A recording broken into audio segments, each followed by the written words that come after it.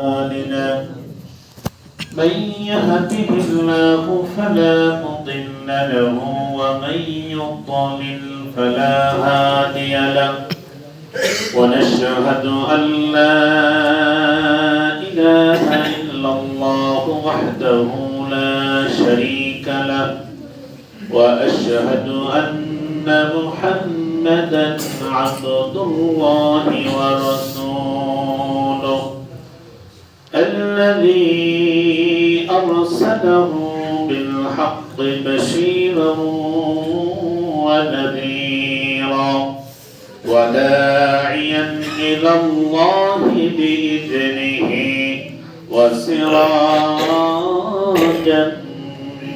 منيرا أما بعد فقد قال الله تعالى في كلامه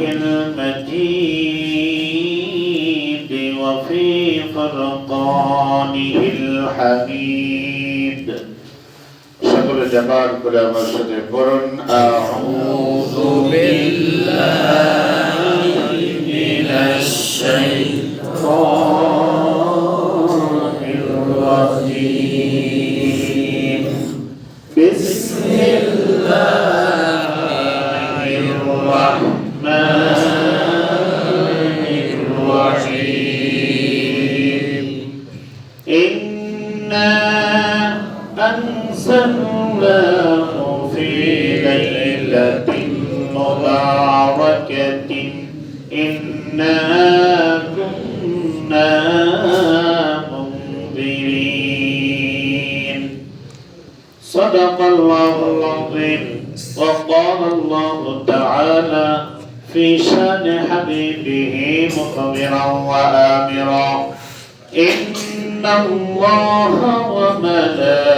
وملائكته يصلون على النبي يا أيها الذين آمنوا صلوا عليه وسلموا تسليما اللهم صل على سيدنا مولانا محمد وعلى آل سيدنا مولانا محمد اللهم صل على سيدنا مولانا محمد وعلى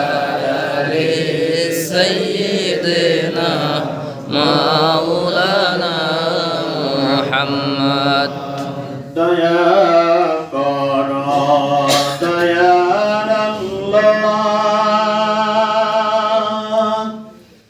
نصب قرا مدينة بشان بك نات كيا قبر اللهم صل على سيدنا مولانا محمد وعلى آل سيدنا مولانا محمد যেখানেই থাকো যেভাবেই থাকো নবীর দরুদ পড়িও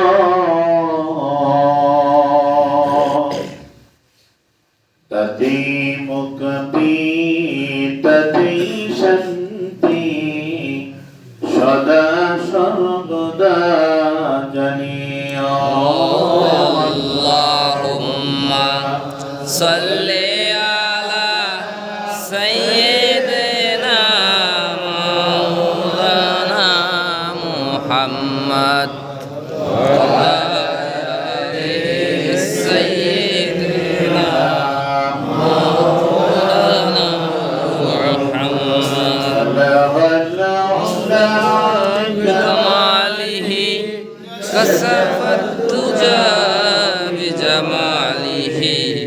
حسنة جميع خصاله صلوا عليه وآله बादल से दबने वाले आसमानी हम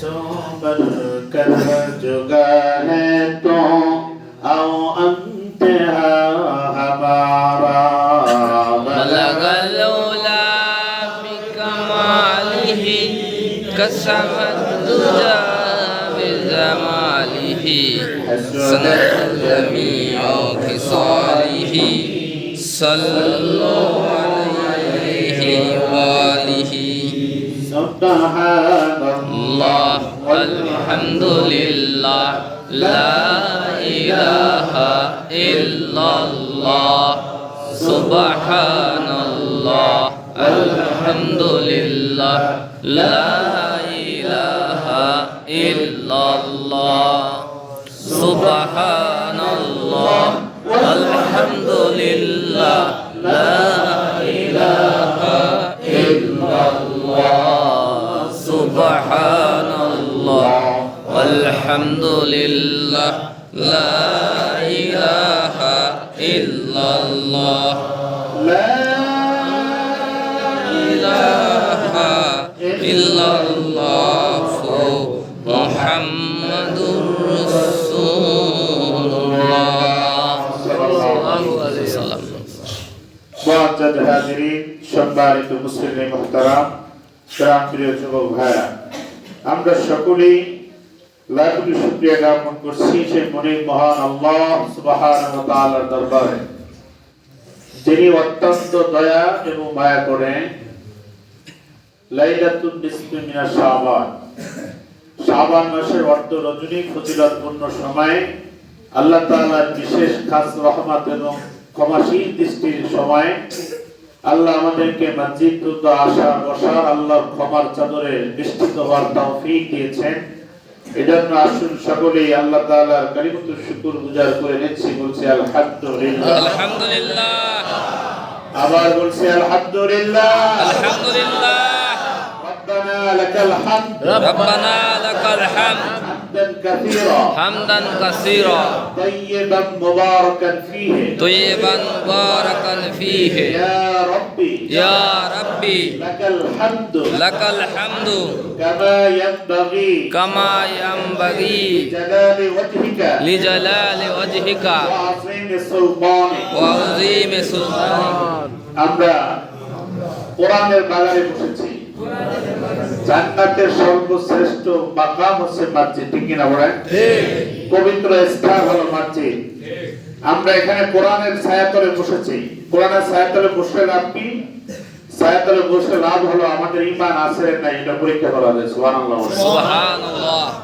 আল্লাহ তাআলা ঈমান আছে মানুষের বোঝার জন্য কোরআনের মধ্যে কিছু নমুনা এবং সিম্পটমের কথা বলেছে। যদি কোরআন শুনলে আসরগুলো নিজের মধ্যে হয় তাহলে নিঃসন্দেহে বুঝে নেবেন আপনার ঈমান আছে, কোনো সন্দেহ নাই। কারণ ঈমান যিনি দান করে, ঈমানের সংজ্ঞা যিনি দিয়েছেন, তিনি আপনার ঈমান আছে না নাই এটা মাপার জন্য থার্মোমিটার দান করেছেন। সুবহানাল্লাহ সুবহানাল্লাহ। সূরার নাম সূরাতুল আনফাল। আল্লাহ তাআলা বলেছেন ইন্নামাল মুমিনুনা আল্লাযীনা ইযা যুকিরাল্লাহু ওয়াজিলাত কুলুবুহুম وَإِذَا تُلِيَتْ عَلَيْهِمْ آيَاتُهُ زَادَتْهُمْ إِيمَانًا আল্লাহু আকবার।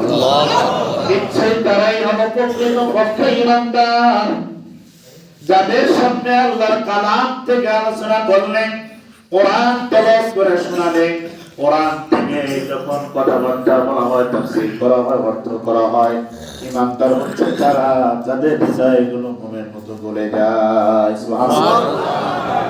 ওয়াইদা তুলিয়াত আলাইহিম আয়াতুহু যাদাতুহুম ঈমানা।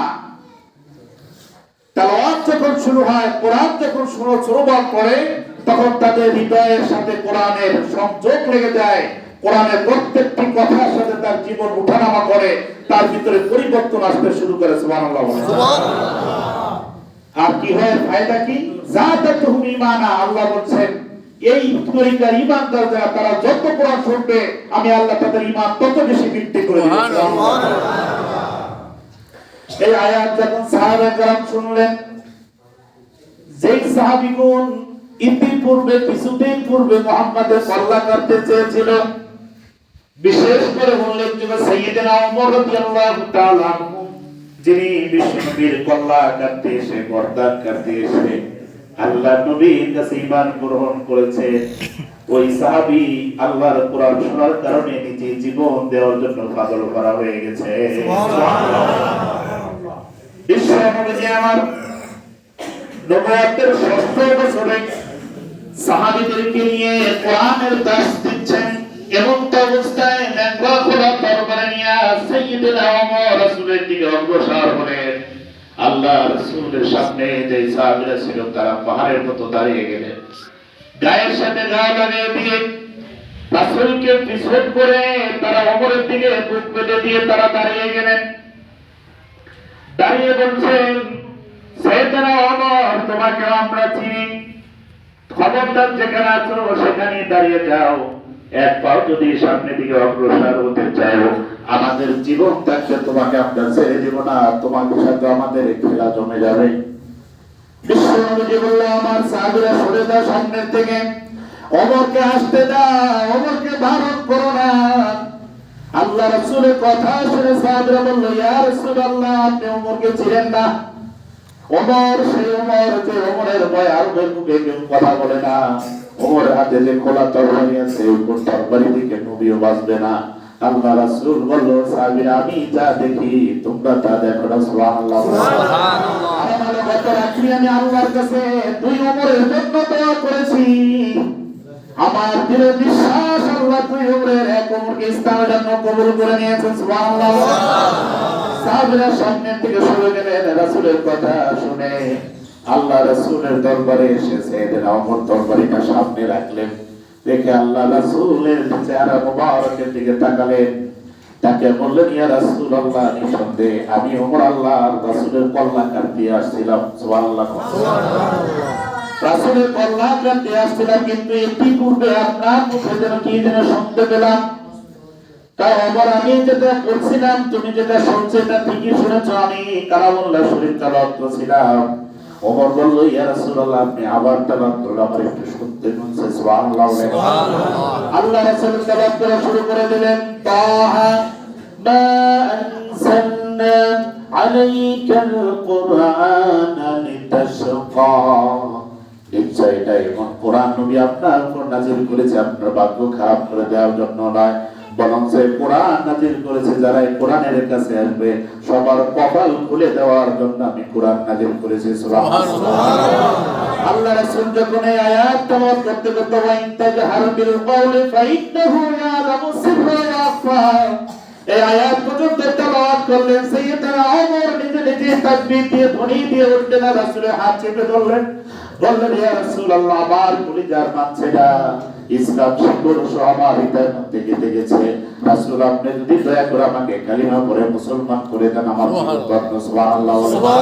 সাইয়েদনা ওমর যখন হাত দিয়ে কালিমা পড়ছেন, তখন সকল সাহাবীরা একটাকে নারে তাকবীর আল্লাহু আকবার স্লোগান দিয়ে উঠছে। সুবহানাল্লাহ। সাহাবীরা বুঝতে আর বাকি নাই, সাইয়েদনা ওমরের মতো নেতা ইসলামের ছায়াতলে আসা বাণী হলো ইসলামের বিজয় শুরু হয়ে যাওয়া। সুবহানাল্লাহ। সাইয়েদনা ওমর কোরআন শুনে ঈমান আনছে। কি শুনে? ঈমান আনছে। জোরে বলেন, কি শুনে? কোরআন শুনে। একজন টাটকা কাফের কোরআন শুনে ঈমান আনলো, আর এই কোরআনের শুনে যেদিন ঈমান আনছে ওই দিন থেকে কোরআনকে বুকে ধারণ করলো। এই ওমর আল্লাহ তাআলা এত বড় বংশধর দিলে দুনিয়া থেকে জান্নাতের সার্টিফিকেট দিয়ে বিদায় করলেন। সুবহানাল্লাহ। ওমর যখন প্রেসিডেন্ট হলো হয়ে প্রথম বক্তব্য দিচ্ছেন, খুতবা দিচ্ছেন মসজিদে নববীতে বিশ্ব নবীর জায়গায় দাঁড়িয়ে। একটু পানি খাওয়া লাগে, পানি ব্যবস্থা একজন গেলে হবে। বিশ্ব নবীর মেম্বারে দাঁড়িয়ে যখন পানি খুতবা দেওয়ার জন্য ওমর দাঁড়ালেন, ওমর খুতবা দিয়ে ভারাক্রান্ত হয়ে গেলেন। সাইয়েদনা ওমর কথা বলতে পারছে না, ঝরঝর করে চোখ থেকে পানি পড়তেছে। সাহাবীরাও কান্নাকাটি শুরু করেছে ওমরের কান্না দেখে, কারণ নেতা যদি কান্দে কর্মী নেতা যখন চিনলে তখন কর্মী কি করে, এটা আমরা দেখি। নেতা যখন দৃষ্টিতে থাবুর দেয় তখন কর্মী এমনি রক্ত গরম, এটা হলো নেতার কর্মীর অ্যাকশন, ঠিক না? এটা তো স্বাভাবিক, এটা তো আমরা বুঝি। সাইয়েদনা ওমরের চোখের পানি দেখে সাথী ভাই যারা আছে, মুসল্লি যারা আছে, তারাও কাঁদে। সামনে থেকে কিছু মুসল্লি দাঁড়িয়ে বলল, ইয়া ওমর, তোমার মনে কিসের ব্যথা বলো? আমরা বেঁচে থাকতে তোমার কোনো ব্যথা থাকতে দিব না, তোমার যত ব্যথা আছে আমাদের কাছে বলো, আমরা আমাদের জীবনের বিনিময়ে হলো তোমার মনের দুঃখ দুর্দশা দূর করার চেষ্টা করব। ওমর বলছে, এমন ব্যথা যেটা দূর করার ওষুধ দুনিয়াতে নাই। সুবহানাল্লাহ বলেন। পৃথিবীর কোনো মানুষের কাছে ওই মেডিসিন নাই। বলল, ওমর, সেই কি ব্যথা তোমার এমন? ওমর বলল, আমি তো সেই ওমর যে ওমর আরবের ভূমিতে রাখাল হিসাবে গরু চড়াতে যেতাম, ছাগল চড়াতে যেতাম।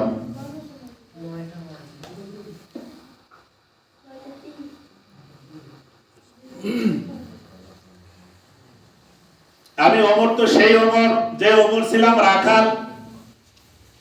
আমি উট চড়াতে যেতাম, রৌদ্রের তাপ বরদাস্ত না করে আমি উটের বুকের তলে গিয়ে আশ্রয় নিতাম। আর আমি ওমরের মাথার উপরে আরবের উটগুলো তার পোশাক করে দিত, পায়খানা করে দিত সাইয়েদনা ওমরের মাথার উপরে। কিন্তু কোরআনের ছায়া তলে আসার পরে আল্লাহ সেই অদম ওমরকে কোরআনের কারণে, কোরআনের খাতিরে আজকে ভূখণ্ড আরবের মানুষের নেতা বানিয়ে দিয়েছে। আজকে এই দেশের মানুষগুলো নেতা হতে চায় কোরআন ছেড়ে দিয়ে। কথা বল না, ঠিক? কয়েকজন ইসলাম মানলে নেতা হওয়া যায় না। আমি বলবো, তুমি এমন নেতা হবা যদি এই কোরআনের নেতৃত্ব দিয়ে নেতৃত্ব তুমি সৃষ্টি করতে পারো, তোমার বড় 1000 বছরের পরে তোমাকে মানুষ অনুসরণ করবে। কিন্তু আমার দেশের যুবকেরা বুঝলো না, এদেশের মানুষগুলো বুঝলো না। এদেশের মানুষের মনে করে মোল্লা বলে নেতা হওয়া যায় না, ইসলাম মানলে নেতা হওয়া যায় না। আস্তাগফিরুল্লাহ বলেন। এই জন্য নেতা হওয়ার জন্য ইসলামটাকে মাইনাস করে দিয়ে নেতা হওয়ার জন্য সিগারেট হাতে নেয়, ব্যবসা নিয়মিতের কালচার ধারণ করে। একদম নেতা হওয়ার জন্য পরিকল্পিতভাবে স্বজ্ঞানে অন্যায়ের কথা বেছে নেয়, ঠিক কিনা বলেন? কারণ এই দেশে নেতা হতে গেলে মানুষ হত্যা করা লাগে, কোথায় বোম মারা লাগে, কোথায় ঠ্যাকবাজি করা লাগে, কাউকে সামনে খুশি করে, কাউকে পিছে খুশি করে, চোরকে চুরি করায়, মাল হেফাজত করে খুশি করে, মালিককে চোর থেকে কিছু টাকা আদায় করে দিয়ে খুশি করে, ঠিক না বলেন? কিন্তু আল্লাহ রাসূল বলছে, ও দুনিয়ার মানুষ শোনো, যদি তুমি কোরআনের স্টুডেন্ট হওয়ার, কোরআন দ্বারা যদি তুমি নেতা হতে পারো, তোমার ওই নামটা সম্মান করে আল্লাহ জান্নাতের খাতায় লিখে রাখবে, আর দুনিয়ার আসমানের খাতায় লিখে রাখবে। তোমার মরার পরে কমপক্ষে 1000 বছর তোমাকে স্মরণ করবে। আমরা সেটাই খেয়াল করলে দেখি, ইমাম আবু হানিফা রাহমাতুল্লাহ আলাইহি দুনিয়া থেকে বিদায় হয়েছেন প্রায় 1200 বছর হয়ে গেছে। কত বছর? ইমাম আবু হানিফার নাম বুঝি মানুষ জানে না? জানে কি জানে না? আমরা খালি আবু হানিফার ফতোয়া নেই। আবু হানিফা এই কোরআন মানতে গিয়ে জেল কেটেছে। কি কেটেছে? জেল কেটেছে। আপনারা শুনেছেন তো? জেলের মধ্যে তাকে আরামে থাকতে দেয় না, 3 বেলা বিয়ে, কয় বেলা? অন্যায় ছিল একটাই, কোরআন দৃষ্টি দেখবে ফতোয়া দিতে, যে ফতোয়াটা সরকার বিরোধী। ফতোয়াটা কি ছিল? সরকার বিরোধী। একটা ফতোয়ার কারণে তাকে গ্রেফতার করা হলো।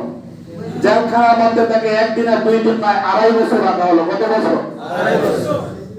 তাকে প্রথমে লোক লালসা দেখানো হলো, কাজ হলো না। 2 বছর যখন পূর্ণ হলো তখন সরকার অর্ডার করলো তাকে তিলে তিলে মারো, যাতে করে তাকে দেখে এই ভূখণ্ডে কোনো আলেম আমার বিরুদ্ধে ফতোয়া দিতে সাহস না করে। যেটা আজকে রাজনীতিতে একটা হুবহু মিলে যায়। রাজনীতি মানে হলো একটা ত্রাস সৃষ্টি করতে চায়, ঠিক কিনা বলে? আমি কোন দলের কথা বলি নাই, যেটা আমি এই ভূখণ্ডের মানুষের ভূখণ্ডটা দেখতেছি। ক্ষমতা যাওয়ার জন্য, ক্ষমতা টিকে থাকার জন্য তারা ওই সরকারের রাজনীতি করে। তারাও বোঝে যে তারা সৃষ্টি করতে না পারলে, আতঙ্ক ভয় মানুষের যদি হৃদয়ের মধ্যে ঢুকে দেওয়া না যায়, তাহলে আমার ক্ষমতা থাকাও সম্ভব না, যাওয়া সম্ভব না, ঠিক কিনা বলে? এটা তো ক্ষমতা না রে ভাই। আজকে ক্ষমতা ছাড়লে কালকে তোমার জন্য জুতা নেয়, মানুষের দোয়া করে, তোমাকে দূর হয়েছে একটা বাধা দূর হয়েছে, এই জীবনের কোনো দাম নাই। এজন্য আল্লামা কবি ইকবাল সুন্দর করে বলেছেন, যখন তুমি এসেছিলে ভবে, কেঁদেছিলে তুমি, হেসেছিলে সবে, এমন জীবন করিও গঠন, মরিয়া হাসিবে তুমি, কাঁদিবে এই ভুবন। ঠিক না? এমন জীবন করো, তোমার বিরহে হাজার হাজার মানুষের চোখের পানি পড়বে। ঠিক না বলেন? এটাই জীবন, এটাই সার্থকতা। যে মানুষ মরে যাওয়ার পরে মানুষ দোয়া করে মরতে বলা হয়েছে, ওই জীবনের কোনো দাম নাই। এজন্য আসুন, যে কথা বলতেছিলাম, সাইয়েদনা ওমর রাদিয়াল্লাহু তাআলা আনহু কোরআনের কারণে নেতা হয়েছে। মানুষ জনগণকে বলছে যে আমি ওই ওমর, যে ওমর উটের পায়খানা মাথায় পড়তো, আমি ওই ওমর যে ওমরের মাথার উপরে পোশাক করতো, বকরিগুলো ভেড়াগুলো আমার মাথা উপরে পোশাক করতো, আর আজকে আমার মাথা সকল মানুষের মাথার উপরে আল্লাহ তাজ করে দিয়েছে। আমরা কি এরকম জীবন চাই না? চাইতে সবাই কোরআন করুন, কোরআন শিখুন, কোরআন দিয়ে নিজের জীবনটা করুন, আল্লাহ আপনার জন্য কবর খুলে দেবেন ইনশাআল্লাহ। ইমাম আবু হানিফা রাহমাতুল্লাহ আলাইহি ফতোয়া দিয়েছিলেন, রেশমি পোশাক পুরুষের জন্য হারাম, সেই সরকার হলো হারাম, কর্মচারী হলো হারাম। সরকার মহোদয় বলবে এই কথাটা না বললে হয় না, এই কথাটা গোপন রাখবো। আমরা প্রেসিডেন্ট হয়েছে, টাকার অভাব নাই, ক্ষমতার কোনো শেষ নাই, আমরা সরকার যে একটু রেশমি পোশাক বলবো, তোমার আবু হানিফা এটার বিরুদ্ধে ফতোয়া দিও না। আবু হানিফা বলল, সরকার নয়, পৃথিবীর যত ক্ষমতাধরী আসুক না কেন, রাসূল যেটা হারাম করেছে সেটা হারাম। আর আবু হানিফা তো দূরের কথা, পৃথিবীর সব মানুষ মিলেও সেটাকে হালাল বলার সুযোগ নাই। গ্রেফতার করা হলো, 3 বেলা তাকে পিটানো হয়, তার বৃদ্ধ মাকে তার জেলখানার চোরের সামনে দাঁড়া করে তাকে প্রহার করা হয়, তার চোখ থেকে দরদার করে পানি পড়ে। মা বৃদ্ধ, ছেলেও বৃদ্ধ। আবু হানিফা মাকে জিজ্ঞাসা করে, মা তোমার কাছে বুঝি কষ্ট লাগে, কাঁদো কেন? মা বলতেছে, সন্তান রে, আমি আবু হানিফা জন্ম দিয়েছি, আবু হানিফাকে আল্লাহর জন্য লিল্লাহি করেছি।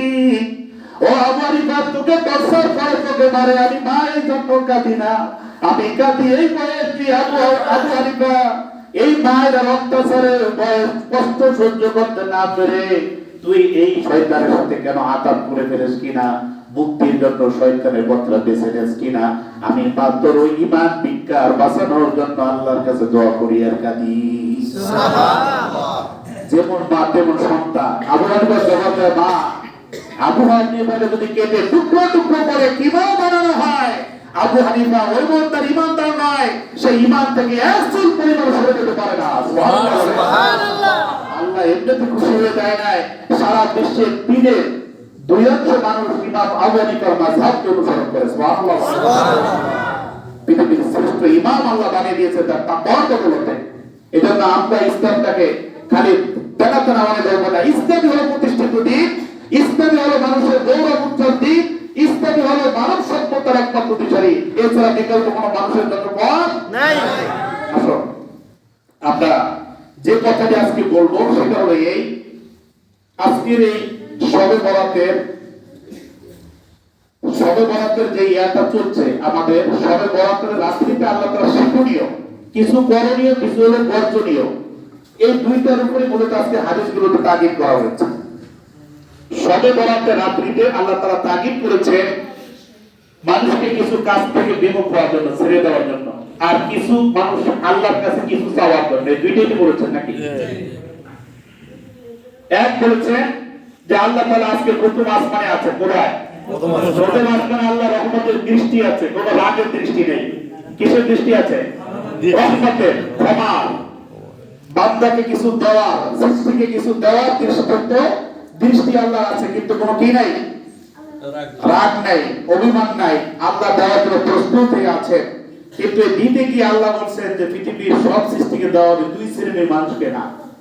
কয় শ্রেণী? 2 শ্রেণীর মানুষকে না। এক শ্রেণী হলো লি মুশরিকিন আও মুশাহিন। এক নাম্বার হলো শিরকবাদী। কি বাদী ভাই জোরে বলেন? শিরকবাদী। সবাই বলেন কি বাদী? শিরকবাদী। আল্লাহ রাসূলের হাদিস দ্বারা বোঝা যায় এই রাত্রিটা হলো ক্ষমার রাত্রি, জাহান্নাম থেকে মুক্তির রাত্রি। এই রাত্রিতে যদি কোনো মানুষ সারা রাত্র দাঁড়িয়ে দাঁড়িয়ে ইবাদত করে, বাদ ফজরের আগে দিয়া যদি কোনো বান্দা চোখের পানি ফেলায়, আল্লাহর কাছে কান্নাকাটি করে, কিন্তু যে বান্দার মধ্যে 2টা রোগ থাকবে, একটা হলো শিরক, আরেকটা হলো হিংসা, বিদ্বেষ, অহংকারী। এই রোগের জর্জরিত যেই বান্দাগুলো আছে, আল্লাহ বলছেন ওই বান্দা হারাতে ইবাদত করলো, তাকে আমি ক্ষমা করতে বাধ্য নই। নাউজুবিল্লাহ। তাহলে শিরকবাদী আজকে সারা রাত ইবাদত করলো কিনা, আল্লাহ ক্ষমা করবে না। কে বলেছে? আল্লাহ। আল্লাহ রাসূল বলেছেন এই কথা যে আল্লাহ ক্ষমা করবে না। তাহলে শিরকটা আমাদের বোঝা দরকার আছে না নাই? আছে। শিরক হাজার প্রকার। শিরকের মুসলমানরা যারা কাফের তারা চিরকাল জাহান্নামে থাকবে, কিন্তু কিছু মুসলমান নামধারী তারা চিরকাল জাহান্নামে থাকবে। এর কারণ হলো মুসলমান হলেই যে মুসলমান থাকবে এটা কিন্তু কি না, ঠিক না। মুসলমান ততক্ষণ থাকবে তার আকীদা, তার বিশ্বাস যতক্ষণ থাকবে, তার বিশ্বাস যতক্ষণ থাকবে। এখন যেই কথা বলে মানুষ ঈমান আনে, এটা বিপরীত কাজ করার নাম হলো শিরক। আমরা ঈমান কি বলে? লা ইলাহা ইল্লাল্লাহ মুহাম্মাদুর রাসূলুল্লাহ। ঈমান আনার প্রথম বাক্য, ঈমান আনার মূল মন্ত্র হলো এটা। আল্লাহ তাআলা এখানে লা দুটি জিন্স ব্যবহার করেছেন। লা নাই কোনো মাবুদ আল্লাহ ছাড়া, ইলাহা নাই কোনো ইলাহ, নাই কোনো কি ইলাহ। আল্লাহ তাআলা এই কালিমাটা শুরু করেছেন লা দিয়ে। এর কারণটা কি? কারণ হলো কালিমার দাওয়াত দেওয়ার সময় আল্লাহ রাসূলদেরকে দ্বারা নবীদের দ্বারা দুনিয়াতে পাঠাইছে, যেই সময় মানুষের মনের মধ্যে একাধিক খোদা বসবাস করে। আমার কথা বুঝতেছেন?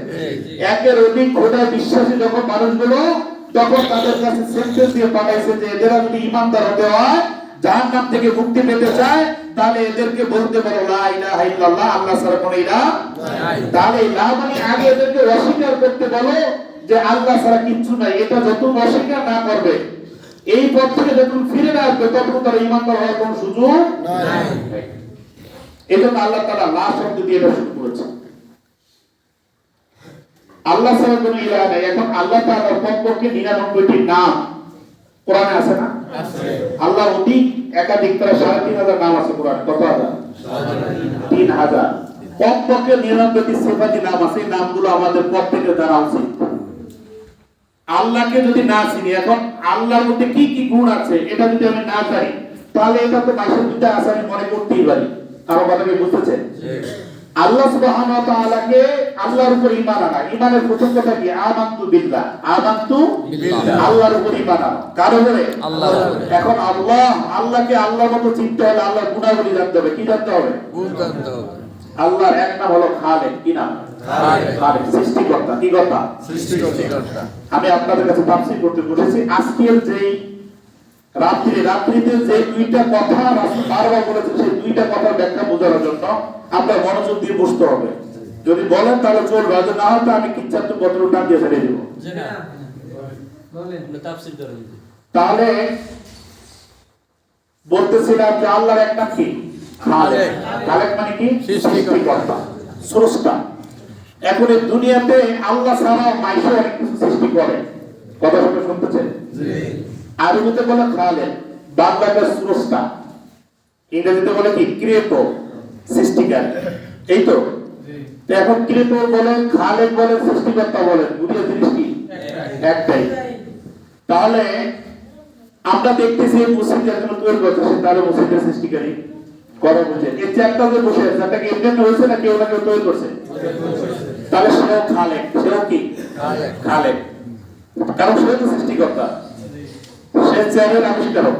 যে আপনি মোবাইল আপনার পকেটে আছে, এই মোবাইলটা কেউ বানাইছে, সে মোবাইলের খালেক। সে কি মোবাইলের খালেক? এখন আল্লাহ সৃষ্টিকর্তা, মানুষও সৃষ্টিকর্তা, এর মধ্যে একটা বিরাট পার্থক্য আছে। বিরাট কি আছে? সেই পার্থক্যটা কি? পার্থক্যটা হলো এই, পৃথিবীর মানুষ যা কিছু সৃষ্টি করে, আল্লাহর সৃষ্টিকে জোড়াতালি দেওয়া ছাড়া কোনো মানুষ কিছু বানাতে পারে না, কিছু তৈরি করতে পারে না। আর আমার আপনার খালেক আল্লাহ, এই জন্য সবকিছু থেকে, শিরক থেকে মুক্ত, শরীর থেকে মুক্ত। আল্লাহ সৃষ্টিকর্তা, কিন্তু আল্লাহ যা কিছু সৃষ্টি করেন দুনিয়ার কোন সৃষ্টির সাথে মিল রেখে বা সাহায্য নিয়ে করা লাগে না। জোরে বলেন সুবহানাল্লাহ। এজন্য আল্লাহ খালেক, দুনিয়ার মানুষও খালেক হতে পারে, কিন্তু দুই খালেক এক না। দুই খালেক কি? এক না। কেননা এই মাইক যে বানাইছে, এ যা কিছু করছে না, সবটা মধ্যে আল্লাহ সব কিছু জোড়া করে দিয়েছে। কিন্তু সুতরাং সে প্রকৃতপক্ষে খালেক না, সে খালেকের কর্মচারী অথবা সে ইঞ্জিনিয়ার। কথা কি আমার বুঝতেছে? আল্লাহ যা সৃষ্টি করছে এটা কি কারো সাহায্য লাগছে? বলেন, কোন সাহায্য লাগছে? এই গাছটা মাটিতে লাগাইছে, মাটি আল্লাহ সৃষ্টিটা কার সৃষ্টি? বলেন, মাটি সৃষ্টি করে কে? আল্লাহ। গাছটা বাঁচিয়ে রাখছে কে? আল্লাহ। তাহলে এইটার মূল কারিগর হলেন আল্লাহ, আর আল্লাহ সৃষ্টির কাটতে কুটে জোড়া করে দিয়েছে, সে তৈরি করছে, কিন্তু সে আসল প্রকৃত তৈরিকারী না। রিজিকের ব্যাপারটা সেম। এজন্য আর শিরক করতে যেটা বোঝায়, আল্লাহর মধ্যে যে গুণাবলী আছে, এরকম গুণাবলী অন্যের মধ্যে আছে বলে বিশ্বাস করা নামে শিরক। আমার কথা কি বুঝতেছে? আল্লাহ তাআলার মধ্যে যতগুলি গুণ আছে, এর কোন একটি গুণ আল্লাহর মতো করে কারো মধ্যে আছে, এরকম আকীদা আসার নামে কি মস্ত বড় শিরক। তাহলে এখন আমরা দেখি আল্লাহকে সৃষ্টিকারী হিসেবে মানে কাকে? আল্লাহকে। আল্লাহকে সৃষ্টিকারী সকল কাফের বেঈমান সবাই মানে, সবাই কি মানে, কিন্তু আল্লাহ যে মানুষকে লালন পালনকারী এটা সবাই মানে না। আল্লাহ যে হায়াত দানকারী, মাউত দানকারী এটা সবাই মানে না। আল্লাহ যে রিজিক দানকারী এই কথা সবাই বিশ্বাস করে না। কেমনে? আল্লাহ তাআলা মানুষকে বলছে আমি রিজিক দেই, কি দেই? রিজিক। সবাই বলে রিজিক কে দেয়? আল্লাহ। আল্লাহ দেয়। কে বলেছেন এই কথা? আল্লাহ বলেছে। এখন আপনি দেখেন যে রিজিকটা আল্লাহ দেয়, আমি ফ্যাক্টরি, আমি কি করি? চালা আলাই, আমি ফ্যাক্টরি, আমি ধান কাটি, আমি লই, আমি চাল তুলে ঘর আনি, আমি তো আল্লাহ দিল করতে। আল্লাহ দিলে করতে। এই সমস্যাটা আছে কিনা মধ্যে বছর মুসলমানের মধ্যে আছে না নাই? আছে। আছে না নাই? আছে। আপনারা চাকরি দিয়ে আমরা দেখেছি ওকে যে আমি চাকরি করি, বাদ করে টাকা নিয়ে খাই, আল্লাহ দিল করতে। নাউজুবিল্লাহ বলেন। নাউজুবিল্লাহ। আল্লাহ তাআলা কোরআনুল কারীমের মধ্যে বলেছেন, আল্লাহুল্লাযী ইউরসিলুর রিয়াহা বুশরান বাইনা ইয়াদাই রাহমাতি হাত্তা ইযা আকাল্লাত সাহাবান ফিকালান সুকনাহু ইলা বালাদিন মাইয়িত। সুবহানাল্লাহ। সুবহানাল্লাহ। মানুষ, আমি যে তোমাদেরকে রিজিক দিয়ে তোমরা বোঝো না। আল্লাহুল্লাযী ইউরসিলু রিয়াহা বুশরান বাইনা ইয়াদাই রাহমাতি, আমি আমার রহমত দিয়ে ইয়ার সাগরে লোনা পানিকে আমি আসমানে উঠিয়ে নিয়ে বাতাস দিয়ে এটাকে এক জায়গা থেকে আরেক জায়গায় ঠেলে নেই। মেঘ পড়ছে বড় নদী, এটা বৃষ্টি দরকার লালমোহন, আমি বাতাসকে অর্ডার করি যে মেঘটাকে ঠেলে ঠেলে নিয়ে যাবো কোথায়? লালমোহনের জমিনে। সেখানে আমি আল্লাহ চিরি করে মৃত্যু মাটিকে রোদ্রে চিরচির হয়ে যায়, ফেটে যায়, ওই মাটিকে আমি বৃষ্টি বর্ষণ করে এটাকে জীবিত করে দেই, তোমাদের রিজিক উর্বর করার মতো ক্ষমতা দিয়ে দিয়েছে। সুবহানাল্লাহ। কে দিয়েছে? আল্লাহ। বলে হুজুর তাই আল্লাহর কাজ আল্লাহ করবে, এটা আল্লাহর সৃষ্টিকারী হিসাবে, রিজিক দাতা হিসাবে এই কাজগুলো আল্লাহ তাআলা। কারণ বৃষ্টি হওয়ার মতো ক্ষমতা পৃথিবীর কারো কাছে নাই। এখন আল্লাহ তাআলা বলছেন আমি এভাবে মৃত্যু মাটিকে উর্বর করে দেই। আল্লাহ অন্য জায়গায় বলেছেন ওয়ামাসালু কালিমাতিন খাবিসাতিন কা খাবিসাতিন, তোমরা জমির মধ্যে একটা বীজ বপন করো, আমি আল্লাহ তাআলা এটাকে কমপক্ষে 70টা বানিয়ে দেই। আল্লাহ এই কথা দ্বারা বোঝাচ্ছেন বান্দা তোমাকে জ্ঞান দিয়েছি, বুদ্ধি দিয়েছি, আর তোমাকে কর্ম করার মতো শক্তি জৈবন দিয়ে দিয়েছি। তুমি তোমার কাজ করবা, যখন বাকিটা উৎপাদন করে তোমার রিজিক উর্বর করে দেওয়ার দায়িত্ব আমি আল্লাহ, এই হিসাবে আমি তোমাকে রিজিক দিয়েছি। সুবহানাল্লাহ। নবীরা তো এই শিখেছে। নবীরা কি শিখেছে? পৃথিবীর একজন নবী পাবেন না, একজন কয়জন? একজন নবী পাবেন না যে নবী কর্ম করে না। সুবহানাল্লাহ। সুবহানাল্লাহ। কি করে না? কর্ম করে না। এরকম পৃথিবীতে একজন নবী রাসূল আল্লাহ পাঠায় না। সকল নবী রাসূলের কি ছিল? কর্ম ছিল। বিশ্বনবী মুহাম্মদ সাল্লাল্লাহু আলাইহি ওয়াসাল্লাম সালাত পড়েছে, ব্যবসা করেছেন, কুরসি করেন, করেছেন। অন্যান্য নবীরা কেউ রাজমিস্ত্রি ছিলেন, কেউ আপনার ওই লোহার এই যে মিস্ত্রি দাউদ আলাইহিস সালাম লোহার ছিল, কর্মকারক ছিল। এভাবে এক এক নবীর এক একটা কার্য ছিল। আল্লাহ বুঝাচ্ছেন যে পৃথিবীর মানুষের রিজিক আমি দেই, কিন্তু মানুষের যে জ্ঞান দিয়েছি, বুদ্ধি দিয়েছি, শক্তি দিয়েছি, এটা অ্যাপ্লাই করার মতো আমি জায়গা দিয়েছি। সেখানে সেটা অ্যাপ্লাই করবে, কিন্তু অ্যাপ্লাই করার রেজাল্ট কি হবে এটা সে জানে না। রেজাল্ট দেওয়ার মালিক আমি। সুবহানাল্লাহ। সুবহানাল্লাহ। এভাবে আমি কি করে থাকি? রিজিক দিয়ে থাকি। কিন্তু এদেশের কিছু লোক বুঝায় উল্টা, আল্লাহ কিছু থেকে কিছু হয় না। কি বলে ভাই? কিছু থেকে কিছু হয় না, সবকিছু আল্লাহ থেকে হয়। আল্লাহ রিজিক দিবে, ঘরে বসে থাকবে, আছে না নাই? এটা ভুল সিদ্ধান্ত। এটা কি সিদ্ধান্ত? এই কথা সম্পূর্ণ গলত কথা।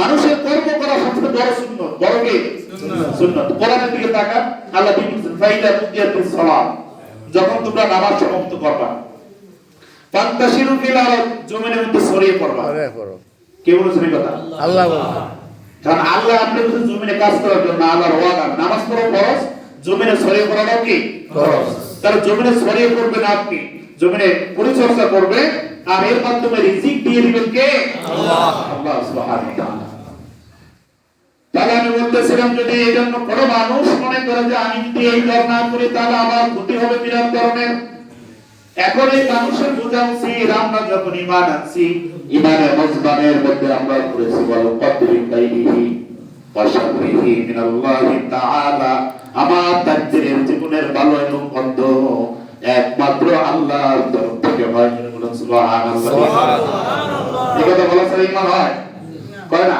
আমানতু বিল্লাহ ওয়া মালাইকাতিহি ওয়া কুতুবিহি ওয়া রুসুলিহি ওয়াল ইয়াউমিল আখিরি ওয়াল কদরি খাইরিহি ওয়া শাররিহি ওয়াল কদরি তাকদীরের ভালো মন্দ কার থেকে হয় আল্লাহ তো তুমি যে ঈমানদার মানুষ এই কথা বলে ঈমান আনিও তুমি এখন বিভিন্ন দল জামাই দল বলে জাহান্নামে যাইবা এই রাজনীতিটা ভালো না এই কর্মটা ভালো না এই চাকরিটা ভালো না এই সমাজ ব্যবস্থাটা ভালো না এরপরে এটাকে ছাড়তে পারে না কারণ কি আমি বিশ্বাস করি এটা থাকলে আমার খুব ভালো হবে চাকরি হবে কল্যাণ হবে বহুত কিছু পাবো এরকম নেশায় আর ধোকে আমরা আছি না নাই আছে এটা রিজিকের বিশ্বাস পরিপূর্ণ না আমি বলতেছিলাম ভাই আল্লাহর সাথে শিরক করা যাবে না কি করা যাবে না বলেন শিরক করা যাবে তাহলে আল্লাহর যতগুলো গুণাবলী আছে এবং করে আল্লাহর মত করে কার মধ্যে গুণগুলো আছে এটা বিশ্বাস করাটা সবচেয়ে বড় শিরক সবচেয়ে কি জোরে বলেন বড় শিরক এই জন্য এই পৃথিবীতে আল্লাহ নবীর সাহাবীদেরকে আল্লাহ নবী শিক্ষা দিয়েছেন ও আমার সাহাবীরা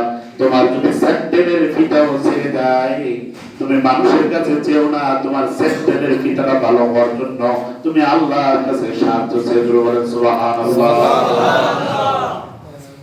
এই জন্য কোন মানুষ যদি অসুস্থ হয় আগে আল্লাহর কাছে সেবা চাইতে হবে কার কাছে জোরে বলেন আল্লাহর কাছে সেবা চাইতে হবে সাথে দুনিয়ার বিজ্ঞান যত উন্নত চিকিৎসা আছে তার এই চিকিৎসা গ্রহণের জন্য চেষ্টা করতে হবে মনে একই বিশ্বাস হলো আমার কোন ডাক্তার ভালো করতে পারবে না আমি চিকিৎসা নেওয়া সুন্নত চিকিৎসা হলো সিলা নবীর কর্ম নবীর সুন্নত কিন্তু ভালো করে দেওয়ার দায়িত্ব একমাত্র কে পালন করবে পৃথিবীর ডাক্তার আর ওষুধ দিয়ে মানুষকে ভালো করতো বিশ্বাস করেন পৃথিবীর একজন মানুষের জীবনে করতো না ঠিক কিনা বলেন পৃথিবীর এমন কি কোনো গরিব পাবে যে অসুস্থ হওয়ার পরে কম বেশি হোক চিকিৎসা করা নেই চিকিৎসা না করে পড়ে গেছে বা আছে একজন খুব কম থাকতে পারে আমাদের জানা নেই সবাই চিকিৎসা গ্রহণ করে কিন্তু সবাই কি বাঁচে বাঁচে না কেন এর তাকদিরে হায়াত যা আছে সেটুকু হয়েছে ওষুধ যে রোগ আছে রোগেরই খাচ্ছে কিন্তু ওষুধকে স্টপ করে দিয়েছেন কে আল্লাহ আল্লাহ বলছে রে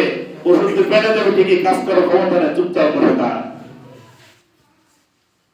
এই জন্য ভাইরা আমার অসুস্থ হলে সেবা করে মালিককে আল্লাহ আমার আপনার জাতীয় পিতা ইব্রাহিম আলাইহিস সালাম মানুষকে এটা শিখাচ্ছেন আর ইব্রাহিম আলাইহিস সালাম আল্লাহর পরিচয় দিতে গিয়ে রবের পরিচয় দিতে গিয়ে বলছেন আল্লাযী ইউতঈনি ওয়া ইয়াসকিন ওয়া ইযা মারিদতু ফাহুয়া ইয়াশফিন আমার রব হচ্ছেন তিনি যিনি ক্ষুধার সময় খাদ্য দেন আর অসুস্থ হলে পরে তিনি সুস্থ করে দেন জোরে বলেন সুবহানাল্লাহ আল্লাযী ইউতঈনি ওয়া ইয়াসকিন আমার ক্ষুধার সময় তিনি আমাকে খেতে দেন আর ওয়াইদা মারিদতু ফাহুয়া ইয়াশফিন আমি যখন অসুস্থ হই আমাকে যিনি সুস্থ করে দেন তিনি হচ্ছেন আমার রব সুবহানাল্লাহ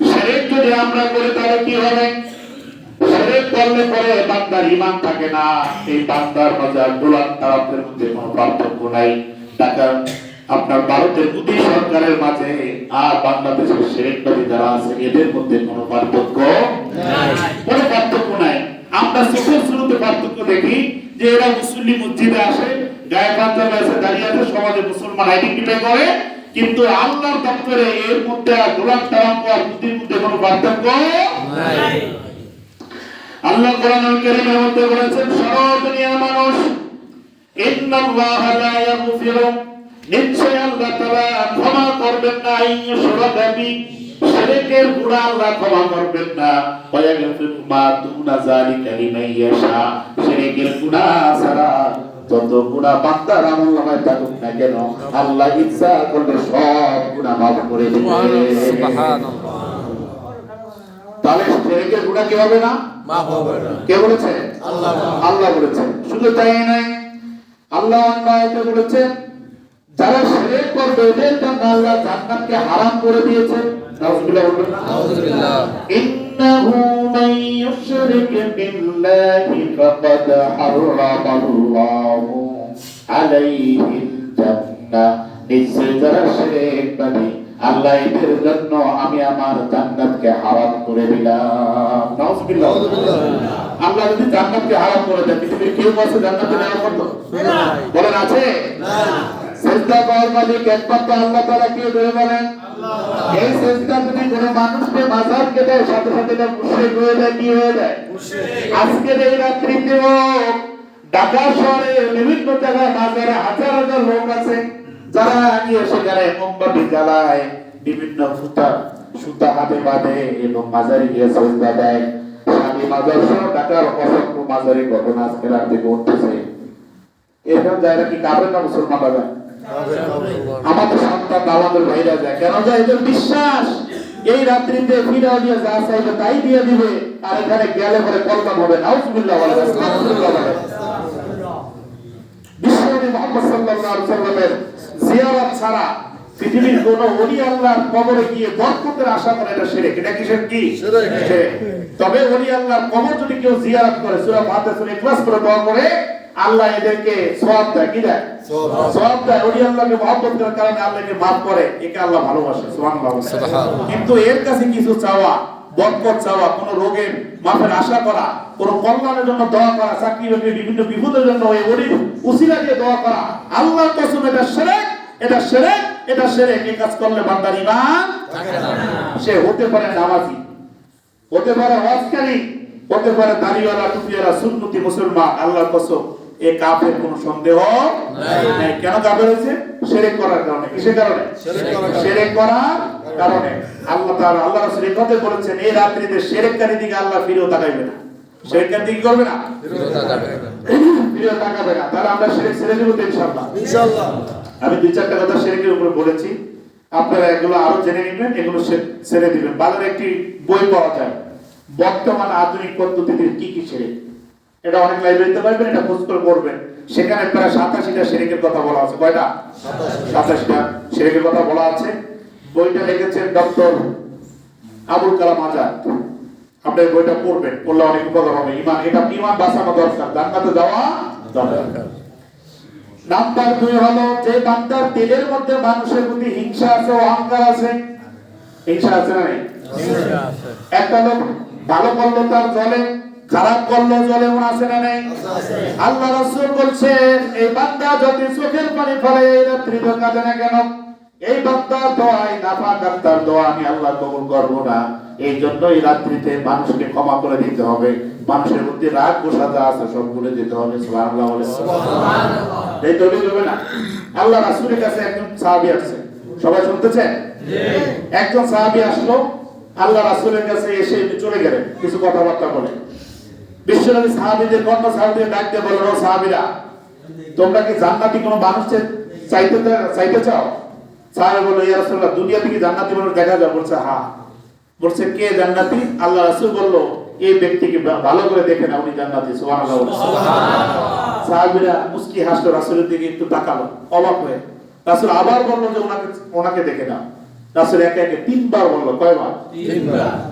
সাইয়েদনা আবু বকর রাদিয়াল্লাহু তাআলা আনহু ওই মজলিসের মধ্যে বসা, তার মনে মজা গ্রহ জাগলো। তিনি এমন কি আমল করে রাসূল আমার কথা বললেন না, ওমরের কথা বললেন না, আলীর কথা বললেন না। আল্লাহ রাসূল একজন এরকম জীর্ণ শীর্ণ সাধারণ একজন সাহাবী, যাকে ভালো করে বাকি মুসলমানরা চিনেও না, এরকম একজন মানুষের কথা রাসূল 3 বার বললেন তিনি জান্নাতি, তিনি জান্নাতি, তিনি জান্নাতি। এই কথা বলার কারণে আবু বকরের মধ্যে আগ্রহ জাগলো, এমন কি আমল তিনি করেন, ওই আমল আমাকে অবশ্যই শিখতে হবে। সুবহানাল্লাহ। যে যে বিষয় করে সাহাবীর মধ্যে নেশা ছিল জান্নাতে যাওয়া। কিসের? জান্নাতে যাওয়ার। আল্লাহ রাজি খুশি, রাসূল রাজি খুশি, এজন্য তারা সারা জীবন তালাশ করতেন।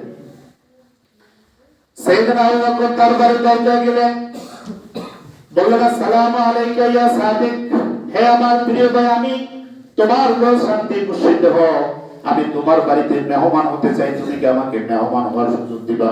বলল, কি বলতেছেন আপনি আমার বাড়িতে মেহমান হবেন? অবশ্যই আজকে যতদিন ইচ্ছা থাকেন। সুবহানাল্লাহ, সুবহানাল্লাহ। দাও এসে বাবু করে রেখে দিল।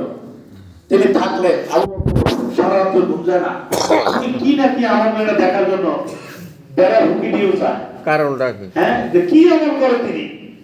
একদিন, দুই দিন, তিন দিন হলো। 3 দিন হওয়ার পরে বলতেছেন যে ভাই আমার বুঝে আসতেছে না। তো আবু বকর, কি বুঝে আসে না?